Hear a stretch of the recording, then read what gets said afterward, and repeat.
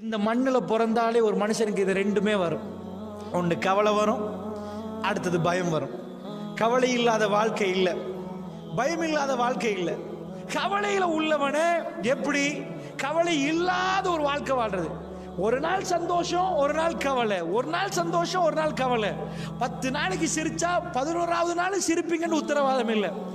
தில்கல் ஐயாமு நுதாவிலுஹா பைனன் நாஸ்.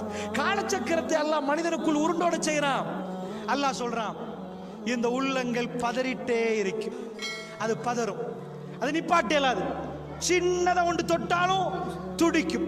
ஹுலிக்கல் இன்சான் ஐஜால், மனிதனை அவசரக்காரனாக படைத்திருக்கிறேன்.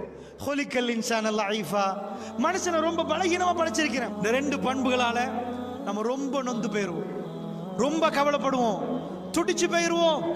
அல்லாஹ் ரப்புல் ஆலமீன் ஒன்னை கொடுப்பான், ஒன்னை எடுப்பான். தாய்மார்களே, உங்களுக்கு ஒன்று எல்லாத்தையும் குறைச்சிட்டான்னு கற்பனை பண்ணாதீங்க. பணக்கார வீட்டில் பார்க்க ஒரு வீடு ஒரு வாகனம் கொடுத்திருந்தா பாதி கையில் எடுத்துட்டான்ல. உங்களுக்கு ஒண்ணுமே பார்க்க இல்லாட்டியும் நிறைய குழந்தைகளோட அன்போட அவங்களோட நேரம் கழிக்கிற நேரத்தை தந்திருப்பா. அவங்களுக்கு புள்ளியோட உட்கார்றதுக்கு நேரம் இருக்காது. தெரியுதா உங்களுக்கு? அல்லாஹ் மீது ஆணையாக நீங்க உட்கார்ந்து கூடி கூடி கூடி பேசினால், உலகம் உங்களுக்கு முழு பலத்தையும் தந்தாலும், நீங்க தான் உலகத்தை ஆள போறேன்னு தந்தாலும், உங்க அக்கவுண்ட்ல கோடி எண்ண முடியாத அளவுக்கு கோடி கணக்கில் சொத்து இருந்தாலும், வல்லாஹி என்ன ஆகும்? உங்களால நிம்மதியா வாழ இயலாது. உலகம் ஒரு தப்பு கணக்கு போட்டுச்சு. என்ன தப்பு கணக்கு? நிம்மதி என்பது உடம்புக்கா மனசுக்கா? மனசுக்கு. நிம்மதி உடம்புக்கு இல்ல, மனசுக்கு. நிம்மதியை தேடி மக்கள் உடம்புக்கு எடுக்கிறாங்களா, மனசுக்கு எடுக்கிறாங்களா? அன்பார்ந்தவர்களே, அதனால வாழ்க்கையில தொழுந்தவங்களுக்கு பிரச்சனை வரும், தஹஜ்ஜுத் தொழுறவங்களுக்கு பிரச்சனை வரும், எல்லாருக்கும் பிரச்சனை வரும். இந்த பிரச்சனை நேரம் கல்புகள் அமைதி பெறணுமா? பிரச்சனை ஓயாது, பிரச்சனை ஓயாது. கல்பு அதை தாங்கணும். சஜதாவுல உளுந்த எங்கள் அல்லாஹ் ஒரு நாள் கைவிட மாட்டான். பிரச்சனையோட முடிவு சுகமா இருக்கு. நாங்க அல்லாஹ்வை மறுத்து போனா பிரச்சனையோட முடிவு கசப்பா இருக்கு. தாங்குற இதயத்தை தருவான் அல்லாஹ், தாக்கு பிடிக்கிற சக்தியை தருவான் அல்லாஹ்.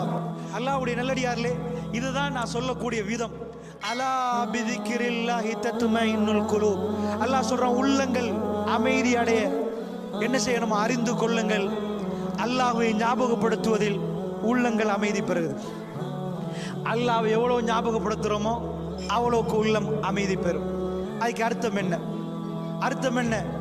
அல்லாஹ்வை ஞாபகப்படுத்துறேன்னு என்ன அர்த்தம்? அது பெரிய அர்த்தம் இருக்குது. ஒரு விளக்கம் சொல்றேன். நானும் நீங்களும் முஸ்லீமா இருந்தா நீங்க முழு குர்ஆனையும் படிங்க, முழு ஹதீஸையும் படிங்க. அங்க ஒரே இடத்துல கூட நீங்க காட்ட மாட்டீங்க மூமீன்களை அல்லாஹ் தொங்க விட்டான்னு காட்ட மாட்டீங்க. அன்பார்ந்தவங்களை, அதனால சொல்றேன், நீங்க பெத்தெடுத்த பிள்ளைகள் உங்களுக்கு துரோகம் செய்யலாம். நான் தம்பி தாத்தா தங்கச்சி சொத்துக்காக பிரியலாம். நிறைய பிரச்சனைகள் நடக்கலாம். நீங்க நம்பி இருந்த நண்பர்கள் உங்களுக்கு துரோகம் பண்ணலாம். நீங்க நம்பின ஒரு கூட்டம் உங்களை நடு சந்தையில் தெருவில் நிப்பாட்டி விட்டு போகலாம்.